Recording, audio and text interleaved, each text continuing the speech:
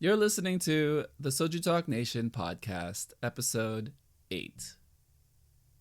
On today's episode, we talk about this week in music, state of the nation, and have a deeper discussion on our K-pop journeys. So sit back and chill with friends. You're listening to the After Show with the SojuTalk Nation.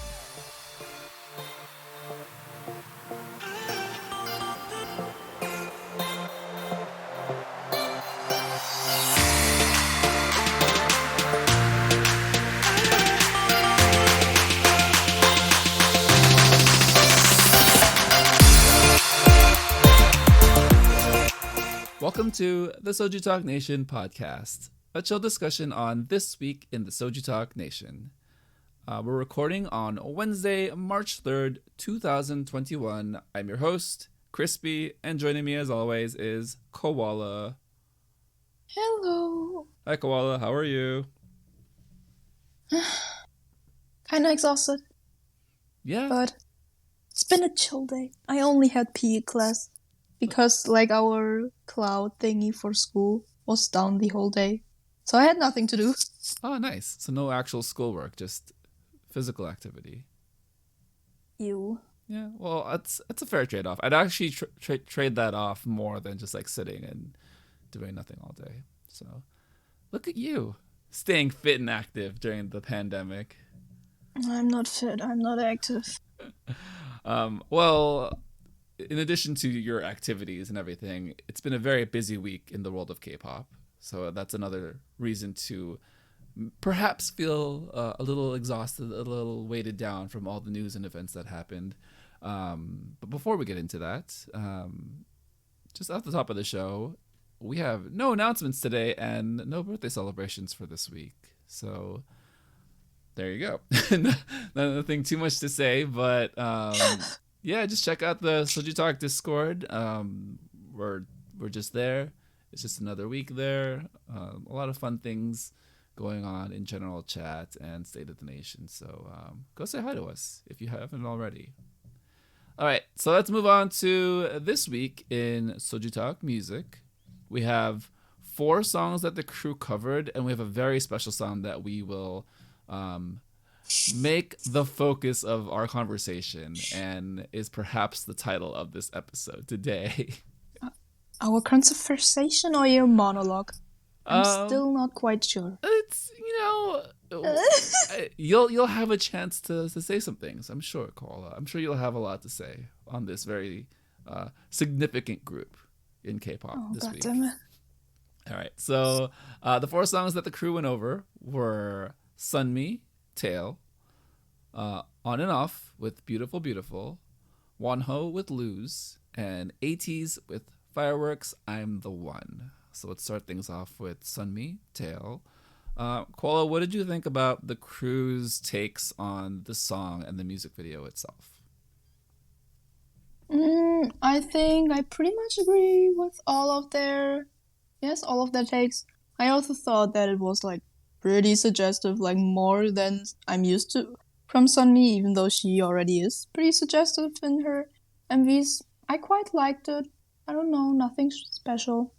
Yeah, it does feel like the song and the music video are very in line with Sunmi's previous songs, right? I know Put Up P-Pop, the song itself is a little bit more different than Tail, but the music video and kind of the aesthetic of kind of the noir feeling, like black and white, like city aesthetic is just very prominent in Sunmi's visual concepts the past maybe 2 years now. And funny enough, one of her songs is called Noir, so it's just kind of all blends in with how she feels her visual concepts have grown and what she wants to represent as an artist over the past few years. But just kind of focusing on the suggestive nature of the music video. Oh God. I think knowing what we know about Sunmi over the years as a performer, she's very theatrical, and she has a lot to say with her body movements and just the imagery she conveys on stage and just her presence. Do you feel like this is a natural progression to her pushing that that maturity in her music videos, or this is kind of like maybe one step too far in that direction where it's just like kind of in your face and explicit? I mean, I wouldn't say it's in your face. It's still very, how do you describe it? Like light. It's not too much. So it was like a good mix of both, that she used like her fashion, her style, her outfits combined with the choreo to make these points, but it totally makes sense for her progression over the... When did she debut? I don't remember. I'm guessing maybe 8 years. I have no clue. 8 years. But I think if you just think back to like 2018, 2019, when she essentially has this very distinct style moving forward, I think it's very in line, right? It very much fits her artistry and like what she wants to do creatively as far as like her music videos and presentation. But yeah, I think what you said about the fashion makes this more of an art piece than just like blatant like sexuality, right? I mean, that's where you draw the kind of the fine line of like, is this art or is this just being crude, just to gain attention? Where I feel like Sunmi does tread that line very well, where it's like you can still separate like her art versus like who she is on Variety and just TV shows. So yeah, I think the music video itself very much is eye catching, but I don't think it pushes too far into where it's like you question who should be watching this. But I do think it's one of those music videos that you're going to be talking about once you see it. So yeah, any final thoughts about Sunmi, Koala? I really like this direction. I hope she continues this way. Same. Yeah, very mature, and also just the song itself is a song that you can listen to over and over, because I definitely have over the past week. All right, moving on to a boy group that you might like, that I feel like you have some investment in. The boy group is On and Off with Beautiful Beautiful. I think the last we saw of them was on Road to Kingdom, and I had only known about them by name and not through like actual music. But then you told me to watch the music video. Well, I wouldn't say it told me so much as like been very persuasive, I think is the best way to put that. And you know what? I actually like really like the song and music video. I don't know what you mean. So before we get your thoughts on it, what did you think about Doug thinking this song, choosing this song as his favorite? And then what did you think about the budget for like the science fiction themes and all the kind of pop culture cyberpunk references? Oh, I did not know that Doug enjoyed the music so much, to be honest. Like he told us like the day of recording, so before the episode aired, that he already liked the song a lot, and I was like super confused and surprised. I was expecting the others to be lukewarm about it, and I was kind of right. So, but still really happy to see that Doug liked it. And I mean, I wasn't surprised on the budget of the MV. It's like very typical for them to do a very cinematography-like MV that's very just focused on that aspect, and they want to push it out as much as they can because they also have some lore around it. I don't know. That's also why they normally don't show a lot of choreo. They tend to just do like some storytelling in the MV. Yeah. Yeah. I thought it was very eye catching as well. It's a very beautiful music video. And again, for me, who doesn't particularly enjoy or follow lore, it wasn't overly distracting, and my brain didn't automatically think like, oh, this is a lore music video. Yes, there's a lot of story. Yes, there's a lot of science fiction, futuristic theming and concept visually, but I wouldn't have guessed that this was a lore music video had no one said anything. So to me, that stands out a lot because oftentimes when I watch a music video or a group who has such a central focus on lore, it's very clear that they want you to follow a story, like an extended universe of stories in one music video that you had to have seen the past music videos. And at that point, my brain checks out. Where with On and Off, I give them so much credit because I wasn't paying attention to any of that.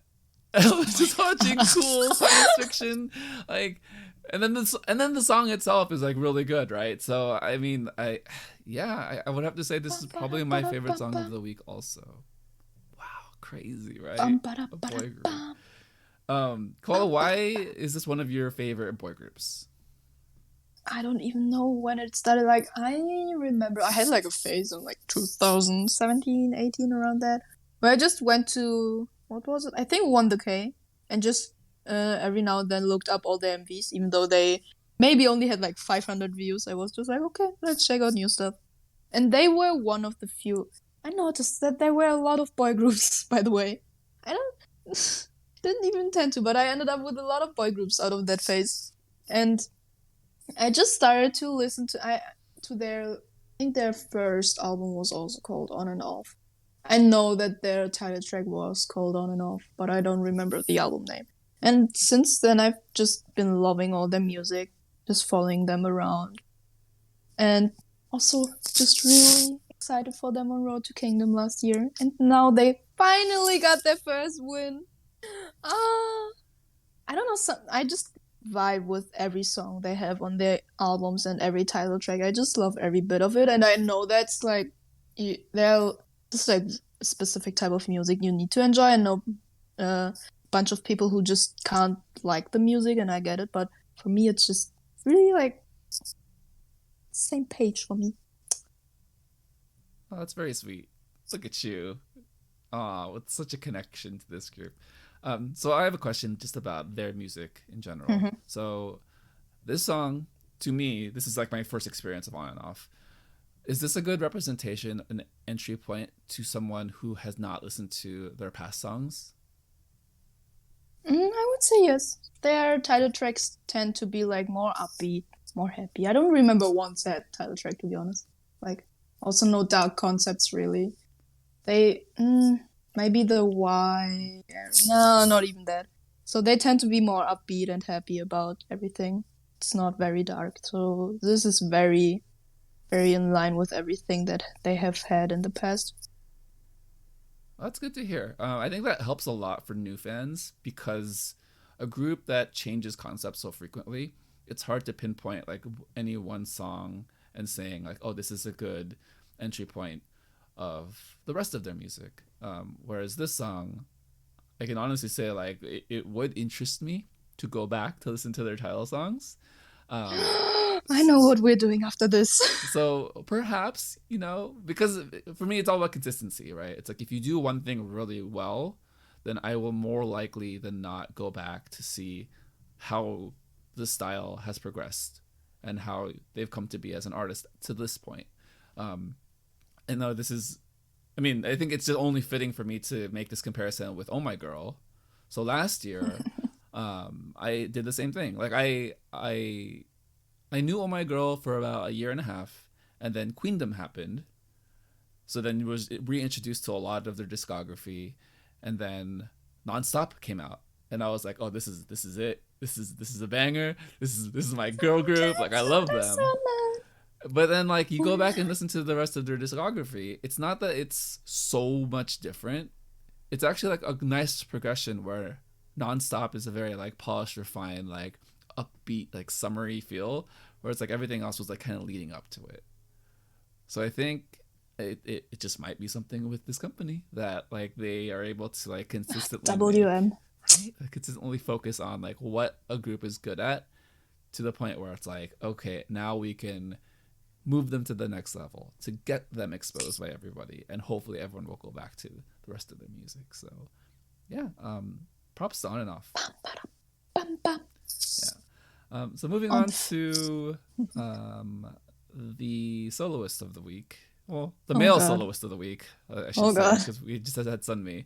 I want to make that distinction because he is formerly of Monsta X, but now I think he has secured himself as a very well-known, prominent soloist. It's Mr. Wonho, Ab Window himself, with Might be prominent for something else, not his music. Just with Liz. Okay, so the meme on the server is that.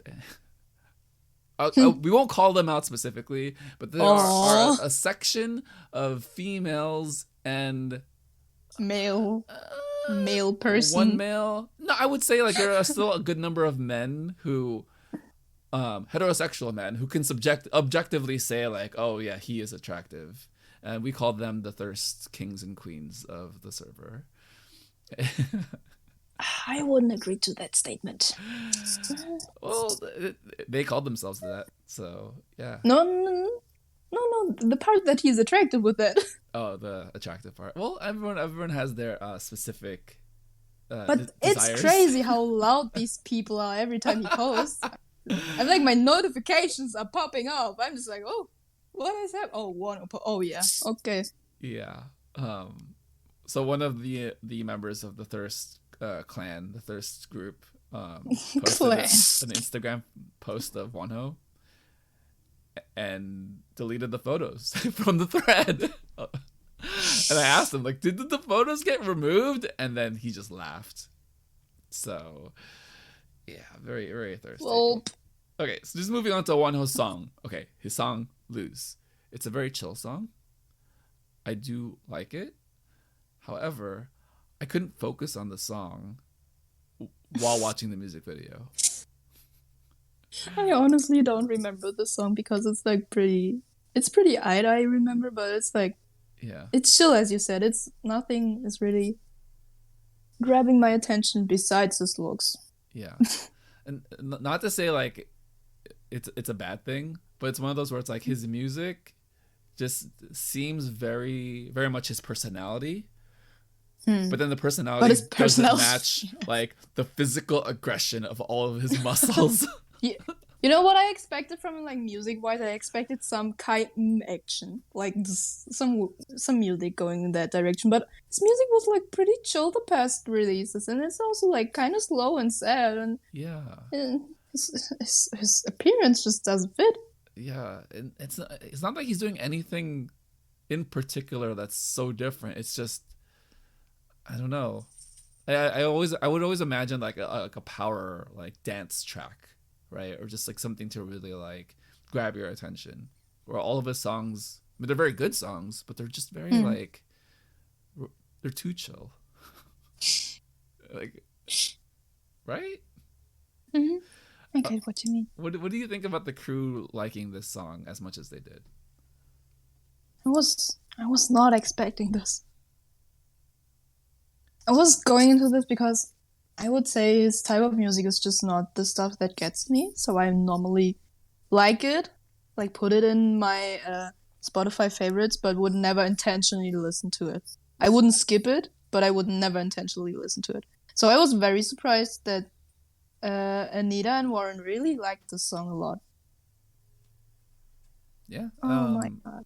Yeah, I think they did a nice job of going back to listen to the song and trying their best to objectively watch the music video without being distracted, because they were able to pull out a lot of information and a lot of opinions about the song, where it's just like us as more casual fans of K-pop and just general and Wonho in general.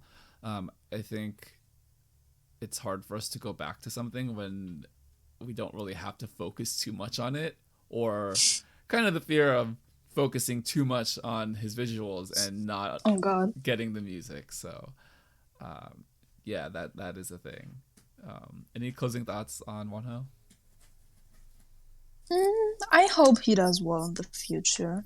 I really hope so. Yeah, I think the crew also made a nice point about he's very distinctly separated from Monsta X now. And I think that is going to bode very well for him in the future. And anything else he wants to do, perhaps with a shirt next time. There. Yeah. The next song the crew covered this week was ATEEZ's Fireworks, I'm the One, They will be on Kingdom. I don't really have much to say. So Koala, take it away. And what are your thoughts, opinions about the song and how the crew enjoyed it? My opinion is pretty much in line with the crew's one. There's like, so 80s, like we know it all. They're pretty anthemy. I've like I like most of the stuff they bring up, but I don't know whether it's just like the first couple of listens that like confused me. But this one kind of did not hit the spot for me. I kind of liked the chorus, but the verses weren't as catchy as I thought the past songs were, so I'm kind of put off of this song. I normally enjoy their music, like it's just typical boy group stuff. Not typical, but like you know what you will get if you listen to 80s more or less. But this time I was like, do I like this? Do I not like? I'm not quite sure. And I'm kind of with Anita because I think their past release was Inception. Yes, that these two don't quite fit with me as much as the ones before that did. So I don't know. I'm pretty sure that they will do well in Kingdom, but I don't know if musically they will still be like some musician that I will enjoy to listen to. That's a really good point you make about them musically versus them as stage performers, right? Because to me, 80s is always about their presentation, their dancing, their performances. And honestly, I don't remember any of their songs. You're a girl group stan. Don't worry. I mean, every time I watch 80s, I'm very impressed and kind of like amazed, right? It's just like their skill level and how they very much like capture the audience. But yes, I'm a girl group stan, but I will remember a song if I like it. Like On and Off, I can remember their song. Wonho, not the most like exciting song, but I can remember it. I don't know that about ATEEZ at all. Like not even just this song, their previous songs. And it's interesting because the song is supposed to be very anthemy, and I do remember like very chanty sections and like areas where it felt like you're supposed to enjoy the song with like a crowd of people. But I can't remember the song itself to be like, oh yeah, like it gets me hyped. It's just like, oh yeah, I was supposed to get hyped. I don't know the actual cues to get hyped at. Does that make sense? Yes. By the way, while you were talking, I finally remembered what the song sounds like. It really bugged me like the past 20 minutes when we were recording. I couldn't remember the melody. Yeah. Oh god. And that, I don't want to say it's an issue or a problem, because if you like the song, if you enjoy ATEEZ, then I'm sure the song will get to you. But if you're a casual fan and you've heard many other groups, boy groups, girl groups, soloists, perform chanty anthem songs that are more memorable, this song may not be one of them for you. At least as you can see between the two of us, it didn't really work out. But yeah, still very excited to see them in Kingdom. And I think this is a nice spot for them to just kind of like, I don't know how to say it, like kind of like give them momentum into the show, right? Because I'm sure like the ATEEZ fans, yes. What do you know what their fandom is called? ATEEZ. ATEEZ? Yes, ATEEZ and Destiny, I think. Very nice. Well, the ATEEZ, I'm sure like this is a nice like gift for them, like going into that show, right? Where they can at least say like they have new music going into it. Yeah. Any other closing thoughts about this song? The crew's thoughts? Kingdom, perhaps? There was another group that will have momentum next week for Kingdom. Ooh, teaser. I see a teaser comment. Very nice, Koala. We will definitely cover that song and that group next week. But yeah, very excited for Kingdom. Again, I don't like boy groups, but I will tune in, and maybe I'll like ATEEZ. Maybe they'll impress upon me their skill, as it were. Very cool. We have a bonus song this week. Koala. Oh god, no, I forgot that you were about to do this. We have. I hate you. I think people were wondering, hey, the title track wasn't covered this week in the SojuTalk Oh, Nation. god damn it. Oh, but it will be covered here on this show. We will cover this song. So let me just set it up. This past week, somewhat of a meme / viral internet situation happened. Internet explosion, perhaps, is a better way to describe it.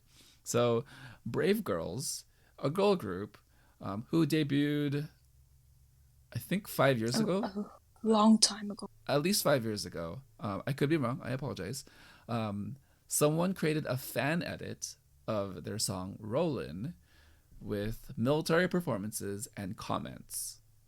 And that blew up on the internet all over the entire world. Like, I am not exaggerating. So, on the show, Doug mentioned that the song had hit 3 million views. When I checked, it was about 3.5 or 6. Want me to check again? Wait. As of recording, Koala's gonna check, but as of the time I put notes together last night, it was at 4 million. 4.5. Oh, now it's at 4.5 million, and that was 6 hours ago. 6 to 8 hours ago. Yeah. If I'm not looking at the wrong video. No, you're probably looking at the right one. I don't think any other video of them has so many views. Okay, so let me just give the context of everything that's happened so far with this song music video. So they're right now at 4.5 million views. They have shot up the real-time charts, currently sitting at number 2 on iChart, behind only IU Celebrity. Well, only it's IU, so... But think about that. And from what people have said on the server and just people who track these things, who are very much fans of the charts and just projections, they're only climbing. So they're getting closer to IU. Are they still 2? Let me check that as well. Wait. Yeah. What was the command again? iChart. Or what is it called? It's exclamation point chart. I will. Yeah. Yes. I will do it. Well, while you do that, I can talk about this group. Let me just talk about the impact this group has had on the server. So ever since Monday, when we've all caught on and it's caught fire, we have a cult of Brave Girls. We have JoCab, Doug, OP, Therese, and myself are Brave Girls stans. We have taken the bias role and received it, and we are now experiencing the glory and the power of all Brave Girls songs that they've released. So JoCab has gone through so much of their discography in the past 2 days. He just sends me music videos. Oh, quite frankly, all of the songs are kind of lit. They're kind of fire. But Rollin right now, that's the song you guys should be streaming. That's the song you guys should be watching. Look for the fan edit because we want to try to get that to 6 million maybe. I think what's even more amazing about that fan edit is they highlight and focus the military perspective. It's the military, the men in service and the crowd, just how happy they are. And it's a meme, but you do kind of feel really good that something like this music can bring people together and people can celebrate it, right? So it's still at second place, and it doesn't seem like it goes up, and IU is also pretty static, so IU is not going down. Okay, so not right now, no movement in either direction, but I know things can change. Wait. I won't be too pessimistic, but I think there are a couple of OSTs coming out that could break this thing. That's fair. Yeah, OSTs tend to do well on the side. It's Korea. They love trot, hip hop, and OSTs. But it does. There's something to be said about the kind of respect Korean culture has for people in military service or people defending the country, right? Because military service for men in the country is mandatory. So there is that level of this is your duty, but then people recognizing how important it is as a country. So the fact that Brave Girls is somehow kind of now synonymous with, supporting the troops and just like being there for the guys. I think it's a nice moment in like pop culture, like getting together, where it's like of all the craziness that's happened in the past week, that's kind of pushed people either away from each other or created a lot of conflict. We kind of have this to celebrate. And I don't think anyone could get mad at this at all. Like, there's no way anyone has a hot take about Brave Girls and Rollin not being something positive in the world right now. So, yeah, that's kind of our feelings about Brave Girls. Koala, how did you react to this initially, and kind of where are your feelings about it now? I pretty much ignored it. Wow. Because it's happening every now and then. Like, it's just the same when EX08 blew up, just like Doug said. So I'm just like, okay. I even knew that video already. Like, I knew that before it totally blew up. I saw it on my recommended. I just watched it. Because it's not my first time watching these military videos, thingies, performances. Because it's just still pretty normal for K-pop groups. Especially for girl groups in the like mid-lower tier to do that. So yeah, I don't know. It was nice to see the members' reactions on their social medias. They were all happy. So yeah.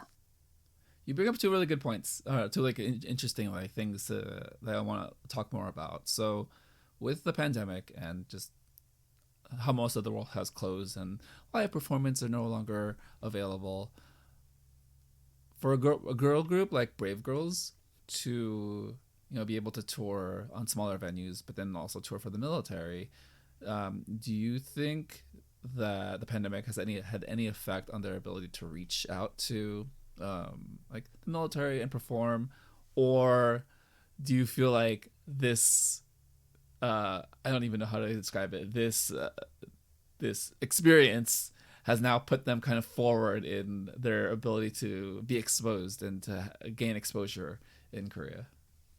I mean, you don't know whether the video only exists because that person who edited this was just very bored on quarantine and the situation. So I would say this is beneficial for them. Because I don't remember the last comeback they had, to be honest. I can't even like guess when it was, like 2 years ago, 1 year ago. I can couldn't tell you. I I have can no actually clue. tell you. So the last comeback was We Ride, and that was in the fall Oh, this God. year. August Last 14. year. Oh, sorry. Last 2020. year. 2020, yes. I thought we were over this. But you're Clearly still... we're not. So August 14, 2020, We Ride came out. This was a retro sounding song. It's pretty lit. It's kind of dope, not gonna lie. If you haven't had a chance to listen to it, you should listen to it. Yeah, Jokab found that and he sent it to me, and then him and I shared it all over the server, and people agree. It's pretty it. Yeah, I hope that this bodes well for them. I think the group is still together.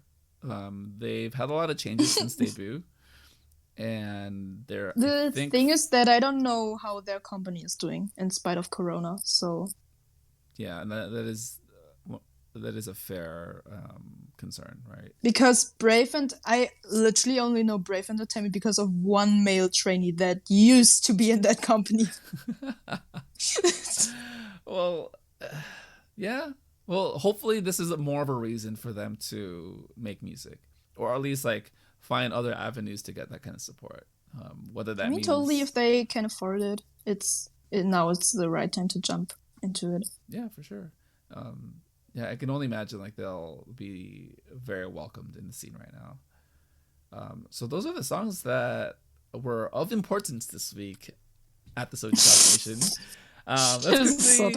Let's quickly go over the Soju chart, the Spice King, and we know that there was a true winner this week. A true Spice Queen should have been awarded to Brave Girls Rollin at 1.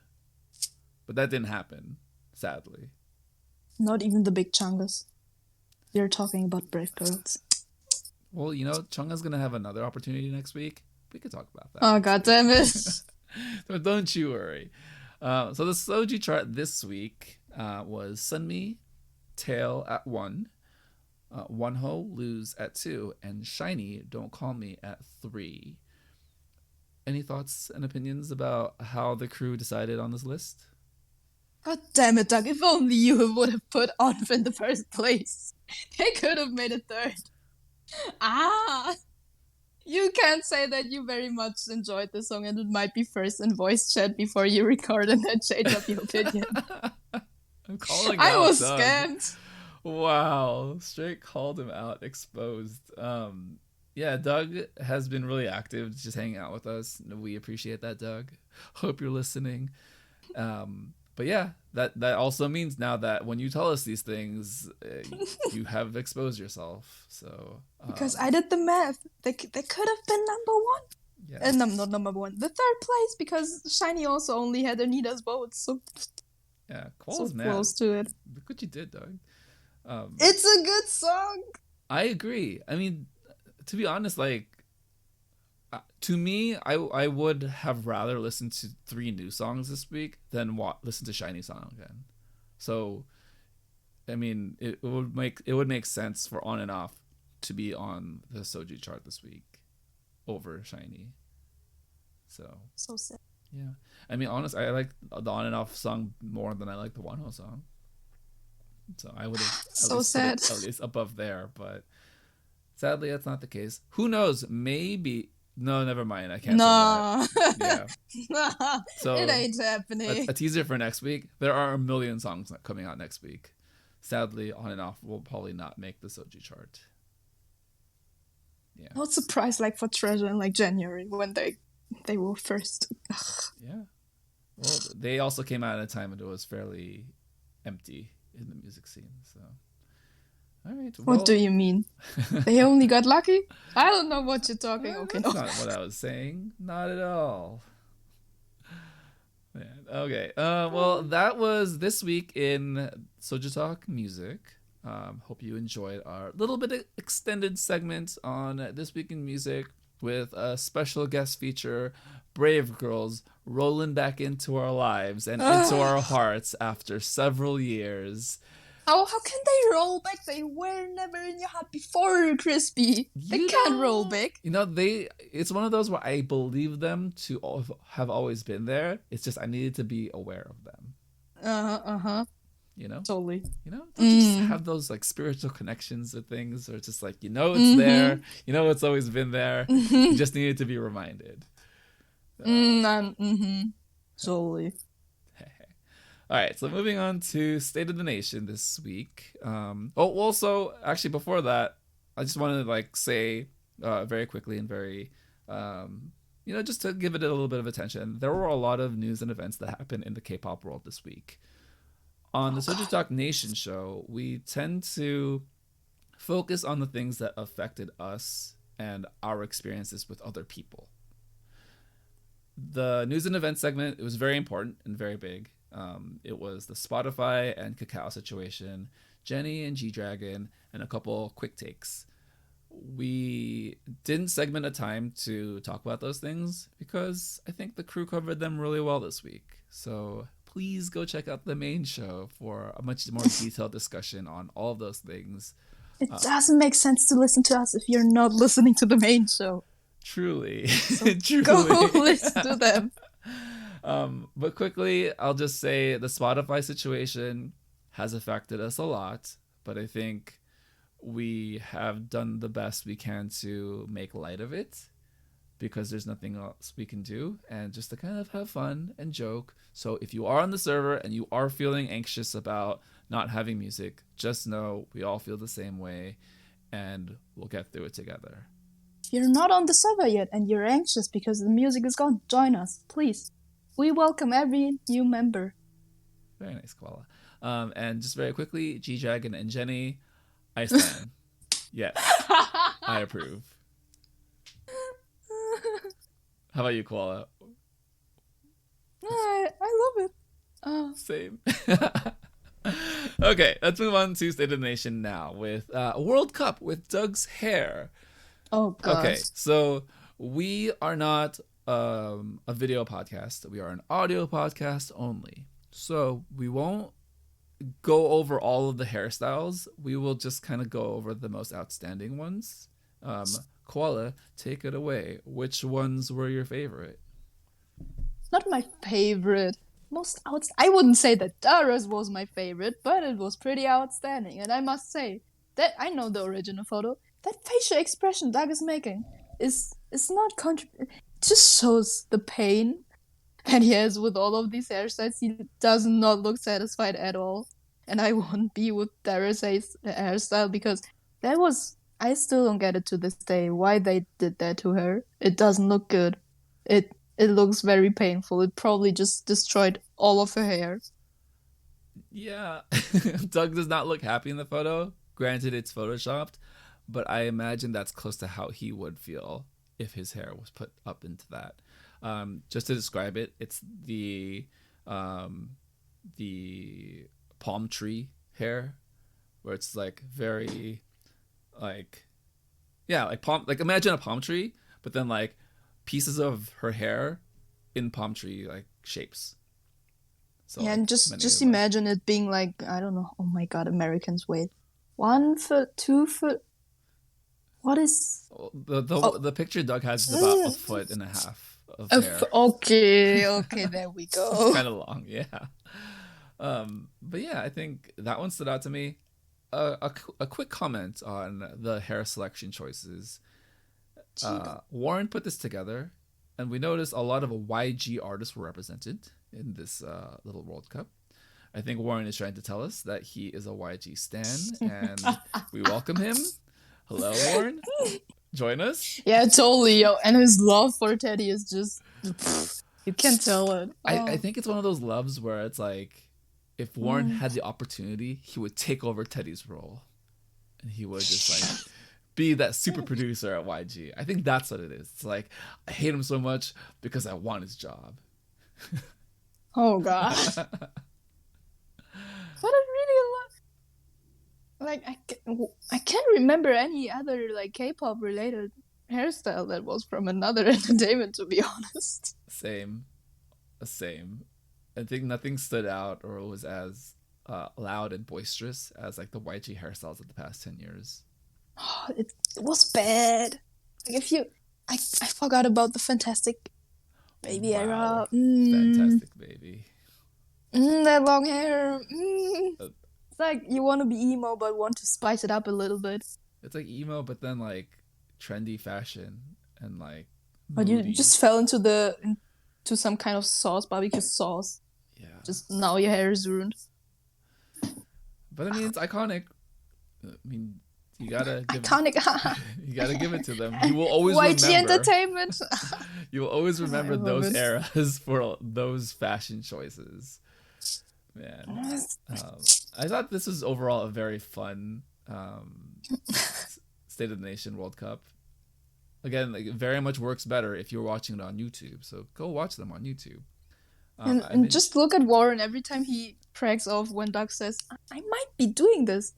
Warren was very happy in this segment. He was laughing a lot. Yeah, this is very much like a For the Crew segment, because I feel like Warren was very happy putting it together, and then Doug very much seemed like he was considering doing all of these things. And Anita was very hesitant because she didn't want to force anyone into anything. Yeah, I know. Kind of Anita, right? Just that's very much a persona. The kindest heart anyone will ever meet.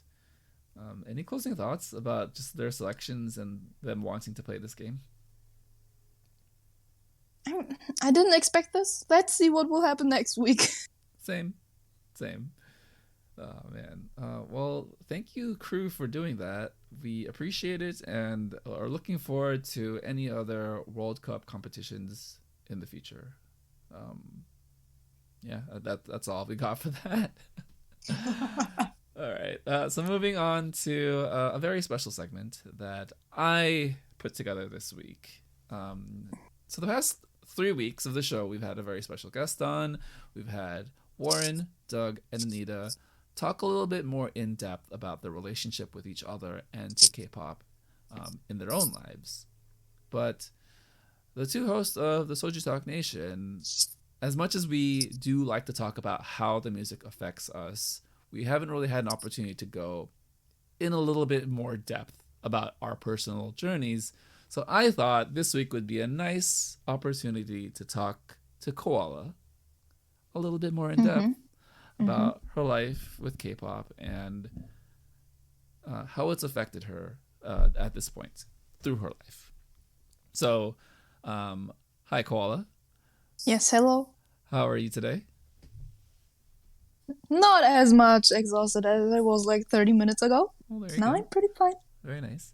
So I wanted to start off by asking you, what does K-pop mean to you, and what was the start of your K-pop journey? What was the start? Wait. I think it was 2000. Well, the very first exposure to K-pop was like through my cousin, like, I don't know, 2011 or something like that. But like the first like time I started to go into deeper myself was like 2015 through some online person. I don't remember them, but I remember that they showed me Big Bang. So I thank them, even though I really don't know who they are anymore. I don't even know their name anymore. But Well, good. K-pop, what has it? It's a pretty big part of my life. It's just a way to escape reality, I would say. Of course, I enjoy the music, and it's like 80% of what I listen to nowadays. But everything, like, besides the music, even K-dramas, which I've got to learn to love in the past years, just are a way for me to, like, just not stress and just enjoy and just calm down. Yeah, that's a really... I think you made a nice point about your experience starting on the internet. Because I think that's very similar to how all of us have gotten introduced to K-pop. Me being a fair bit older, 80 years old, I can still tell you that that's where my journey started with K-pop. The internet surprisingly has been around for quite a long time. It's changed a lot since then, but I still think the roots of K-pop and looking for entertainment and entertainers in Asian media is still rooted on the internet. How the internet has changed and has changed people over that time varies, but I think it's really important to make that distinction and highlight the fact that we are children of the internet. We are a generation that has grown up on the internet to find connection with other people, and stumbling onto K-pop is one of those positive outcomes of how we're learning to connect with people better and be exposed to other genres of music and entertainment that I would say 20 to 30 years ago we would never have the ability to engage with the same way that we do today. And it's funny that you say like you are no longer friends with your internet friend from that back then. And I think all of us can say like we've had a very similar experience of just like randomly coming across like a friend on the internet and just like, oh well, I guess I'm never going to talk to you again because I don't remember your name and or like how I found you. But thank you for the memories. And so just like going off like your experiences on the internet and how like it's grown to at least help you cope with like certain things of like the pressures of reality or like you said, like separating yourself from like the reality of things that are more difficult and challenging.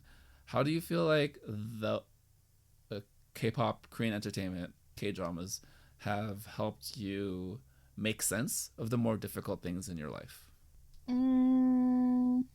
I think for me, I try to not to connect it like actively with serious topics because it's still like a hobby of mine, an interest of mine. I don't want to like connect with like heavy topics. So I probably still learned a lot about like how the entertainment handles mental health, for instance, or just more heavy topics if you go deeper into the history of some idols and just in general. I also learned a lot about like Korean society and how they like behave around each other, but I, for most of the time, really just not try to take away too much from it. For K-dramas, it's maybe a bit different that I subconsciously just take away actions and behaviors from characters, but I don't intentionally try to, like, I don't know, take away something out of everything. I'm just really just here to enjoy the stuff. Just have a good time. Yeah, and there's a level of escapism when consuming like media and entertainment, right? Like you do want this to be your avenue away from the heavier things in real life. But at the same time, you are invested in a lot of the things that happen around the culture and the people. And I feel like just knowing you and knowing how you connect with either a musician or an actor, the intention for a lot of like Eastern entertainment, especially K-pop, is that they connect very much with the audience. So with regards to like the trainee system and Korean music, how have you felt like you've formed bonds following the career paths of a lot of these trainees and actors over the years? I think especially if you just know certain artists for a long time, you just tend to be very emotional and very, like, you feel it's a personal thing even. If, like, not really personal, but it's still a special bond between you and that artist that if you followed them for a couple of years, like I've done it for Treasure, for instance, I followed them for a pretty long time already. And that is given because I just started to like YG music in general, and I just went into more research about the entertainment and ended up just also looking up trainees and stuff. So I think it is also like K-pop is very special if it comes to the trainee system. It's really made that well that you as a fan just connect with them. Nowadays, even like trainees already have their own social medias. I think it's just very, nice to see that person you like and support since the beginning to then end up debuting or achieving things and see them happy on stage. That's very nice sentiment, Koala. I do feel like there's something special about K-pop in the way that we invest our time and our emotions into these idols, these entertainers, and when they are going through tough times, we feel it. When they are going through happy times, and then they express that happiness and celebration on stage, we feel it 10 times more. And I think that is what makes it so distinct and special and so much different than a lot of like Western music, is because they go to the efforts to show us how much we mean to them. Not to say that Western artists don't feel that, but it's not built into the culture of a Western entertainer to make that grand gesture. Again, not saying it's better or worse to do that. It's just this is very specific to Korean entertainment, and I feel like it's what keeps us in, right? It's what keeps us involved and engaged. I mean, it also makes sense because at the end of the day, it's still an industry. They want to make money, and if people are invested, you will make a lot of money because they will support you for like most of the cases, more or less, even if you have like a small scandal. And I mean, K-pop idols also like one of the most present things is like fan signs. Like nowadays, it's online fan signs. But I don't really remember Western artists to like promote fan signs, and album sales are also not that like present. So it's really a thing within the K-pop industry to have that bond also with V Live and viewers and everything like that. To also have like a connection with the artists outside of the music and follow their daily lives even when they start to have their own YouTube channels or something like that. So yeah. Do you feel like you have more of a connection with artists in this current era because you see them as peers that you're following? I don't know. I wouldn't say that, I guess. Not quite sure. because I think Doug had mentioned it in the past when a group or an artist debuts and they're a little bit younger, so they tend to capture a younger demographic, a younger target age, and it makes the experience as if you're growing up with them. So, I mean, for example, well, I could give you this example. When Girls' Generation came out in 2008, I was back when you were 50. Back when I was 50, I was about the same age as the members. I think I mentioned this before. They were 50? I mean, they look great, no? But I mentioned this before. I'm 2 degrees of separation away from Tiffany Young. So my friend's friend went to high school with Tiffany in Southern California, to the point where it's like I actually know both of those people. And it's, again, like, it might be a stretch in the sense of like, oh, like I'm trying to find a way to be connected to this person. But to me, it's important. It was important to see an Asian person, an Asian American person, do something in entertainment, especially during a time when, for the most part, Western entertainment was still about a certain type of people with a certain type of background. It was very rare to find like an Asian entertainer be as successful as they were. But to find out that she was Korean American, a person with a very similar background to me, it did make me want to be invested in their journey as a peer, as a friend, growing up with that person.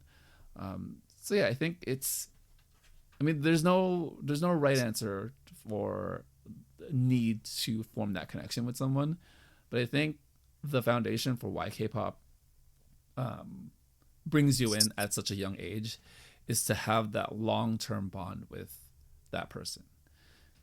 Moving on to kind of a show that let's go explores this in a more like heightened way, and actually typically most shows like this will do this now, right? Competition shows, so they will bring in trainees at whatever age they enter the industry, whether they've been a trainee for 1 year and they're 14, 15, or they've been a trainee for a decade and they're 14, 15. They're 40 and 50 or in their 20s. I mean, it happened on the show. Youth with You is very popular right now. It's a competition show in China with a vast a vast range of ages. So then it's not that bad. Well, I guess highlighted, right? Because you have that one group that's like the dads. And I think that's like bringing in a lot of attention. But yes, before we go into it, Koala, can you speak more to Youth with You? Kind of describe it to everyone. What's the premise and what season are they on? It's basically a Chinese produce. It's not their only show that's produced. Like, they have like a ton of shows. One of them is Chuang as well. I think it's also airing now, but I don't like to watch it because their episodes were even longer last season. So I don't know, but it's pretty much like Produce, just with way more like the production wise. It's just more because Chinese money, performances and stages always look a bit like more just better, I would say, compared to the Korean one, even though we won't get the Korean one anymore, which I'm still a bit sad about. But now I have Youth with You. I like it. They have Lisa on there. I like her. I don't know why she's on there, to be honest, but I like it. So yeah, that's pretty much Youth with You. Like, I don't know how many episodes it will be. I would guess it will go on for another 2 months, maybe 1 month, something like that. We're now on episode... Wait, tomorrow will be a new episode, Crispy. Another 3 hours of your week going to this show. Oh, man. Okay, so I think a really nice overview on the show and Youth with You.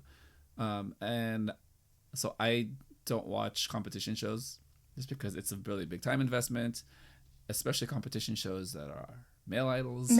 So, I mean, it's gonna take a lot for me to watch something with Youth with You, but I am familiar with the previous season because I was female. Yes, and that was Lisa's first season on the show, so she was actually in China. Physically there. Yeah, for a good portion of the season. I think like half the season before Rona happened. About that.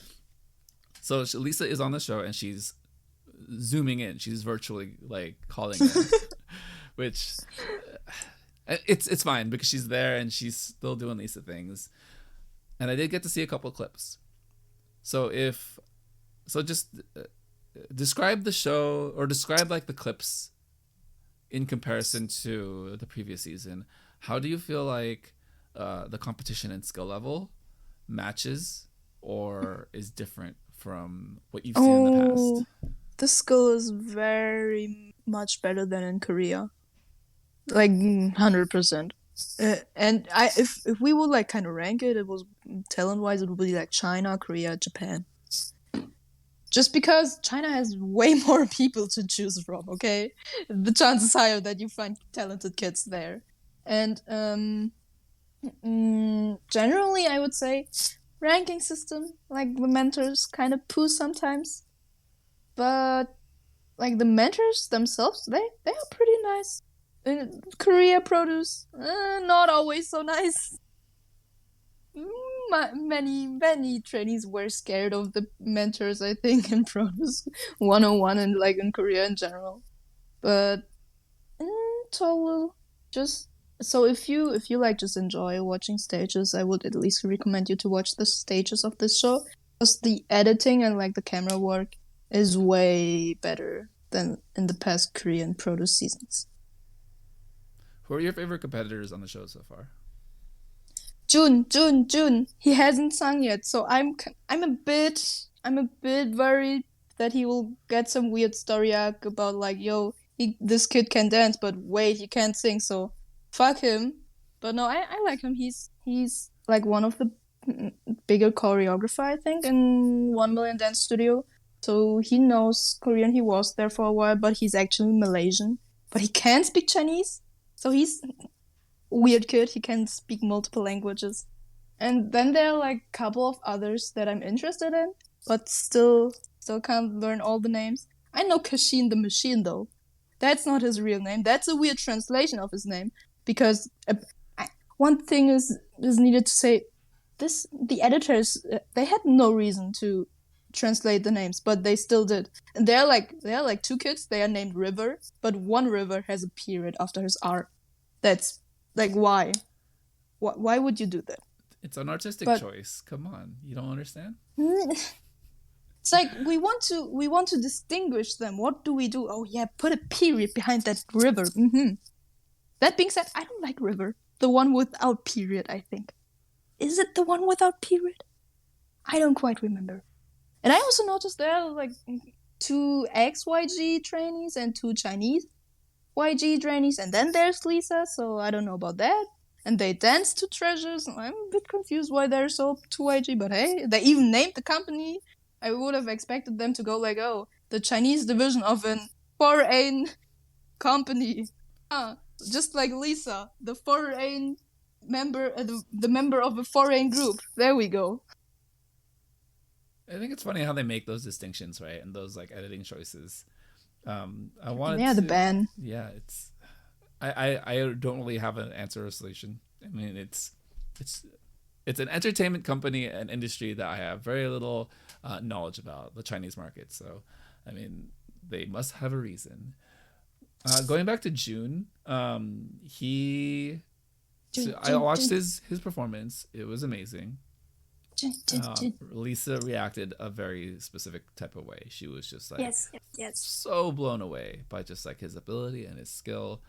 I think this is what makes these competition shows interesting, where you have so many different backgrounds and so many different levels and degrees of competitors with different skill sets, whether they're singing, dancing, stage performance, visual.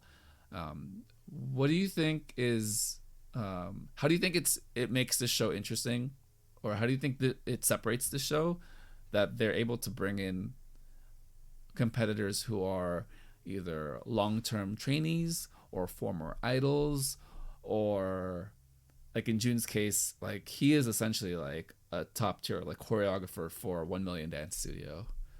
I think it's just really good also for them to just grab the attention for like people who normally don't watch this stuff, because I can imagine many June fans don't even like get into the Chinese market or entertainment system.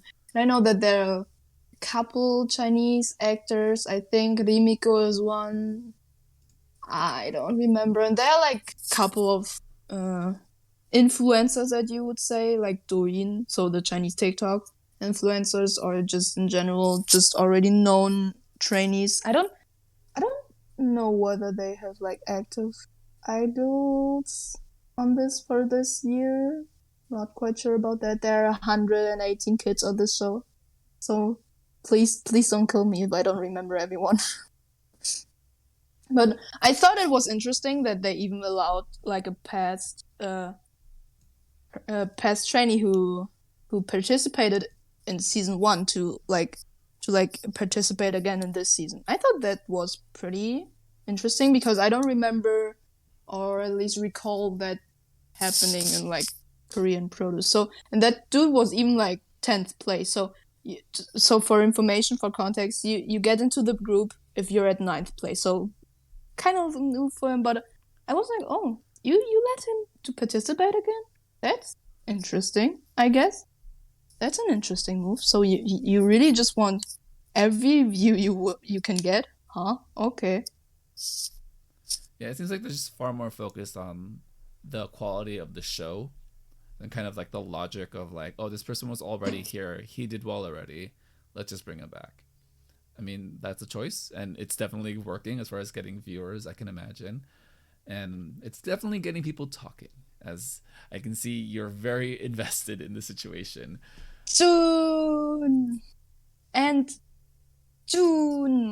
Kashin and Yang Haoming. I'm not quite. I can't pronounce things in Chinese. Name. You're Aren't you like a quarter Chinese or something like that? Yes. Can't you like help me? I don't speak any of those dialects. So. Couldn't you put like your motivation for mocking me in Vietnamese into like Chinese? I grew up with a lot of Vietnamese people, so I heard that accent far more than I heard any Chinese dialect. So kind of just wrapping up our youth with you, a little discussion here. How do you feel like your experiences have been, I guess, amplified? That you're watching it with friends. I think you're watching it with your cousin, correct? Mm-hmm. So you're watching it with it's yeah, she's only watching it because of June. So nice. I'm more like forcing her. Yeah. So you're watching it with your cousin, but then also like talking about it here on the server and connecting with the regulars. But I also can imagine like very specific Chinese music fans now being more involved. How has that amplified the experience for you? I think it's just nice to see people react to the stuff I enjoy watching. So we have like, I think Ara and Mal are the people, and JoCap also watches more or less sometimes, maybe, I don't know. A bit, yeah. He does. So Mal and Ara... He's more familiar than I am. Like, he knows a lot of the competitors and the stages for the first Mal and Ara are the main people I talk to, and I quite enjoy talking to them and like see their opinion outside of like my bubble, because my cousin and I are pretty much the same person. Like we share like our opinions 99% out of all times. So it's good to see how other people would react to the series and like their opinions of how it's directed, how the editing may or may not do kids on the show dirty, just like Mnet did. Huh. Yeah, I mean, it's all about creating that story, right? I mean, there's only so much you can do with just raw footage. You have to kind of guide the viewer experience. So yeah, thank you, Koala, for like going into a depth, kind of like the start of your journey, but then also where it leads today, and a lot of the things that you've experienced with K-pop and Korean entertainment. Definitely translates over into other markets with the Chinese market, but also the formula is the same. So there's a very accessible entry point into these markets, these music, these types of music, and these idols, because there's so much crossover. And I think what I always like to highlight is the fact that you and I are from Asian heritage, and Yes. the primary form of entertainment globally is still Western media, things from Hollywood, things from the US. And I think the reason why you and I tend to celebrate Korean entertainment, and now like in this case like Chinese music and Chinese entertainment, is because we do innately have a desire to want to connect with people and entertainment and media from people that look similar to us. You know, they may have slightly different backgrounds, slightly different cultures, you know, just like any entertainment and big industry have slightly questionable practices, but still there is a comfort in looking at a culture that says, oh, we share some kind of similar history. Let's dig in a little bit more and hopefully find connections with other people. So yeah. Closing thoughts this week, Koala. How are you in life? And how is your next week looking as far as K-pop, the community, and anything else you want to talk about? Rosie! All my love is gone. Crispy, do you realize it yet? It's already happening next week. 9 days. We're 9 days away. As of recording, we are 9 days away. It's next week. Can you imagine? I can just came back today. Yo, okay, so this is for next week. I really like the Icon song and music video. And that's not me just being a YG like trash can. Oh, I am one. I mean I am one too, but if this was not Icon, I still would like this a lot. Because you're a sad boy. Yeah. I mean, we can give them a preview. The song is a sad breakup song. And DK said that he cried after recording this. Man, that's pain.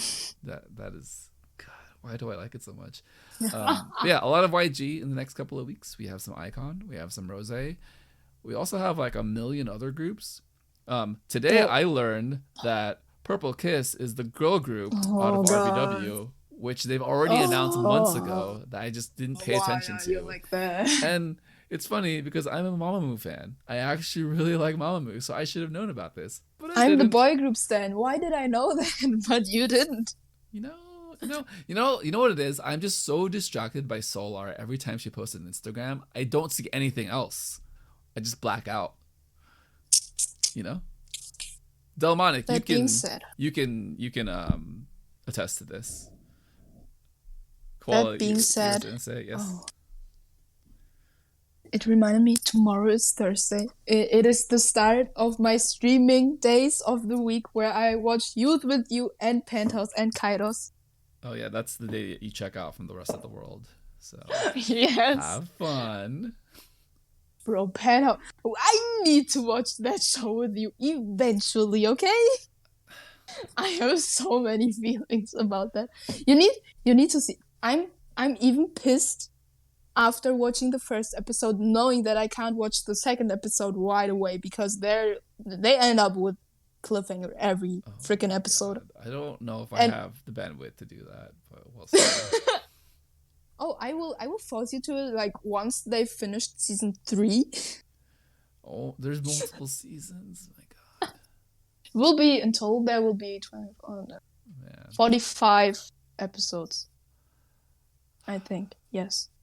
And the thing is, it's been a while since I've been like this invested into drama, because it's like very little romance for all the people who don't know Penthouse, and it's more of a society kind of thing where you look into like the big one upper top percent who own like $1 billion each minute.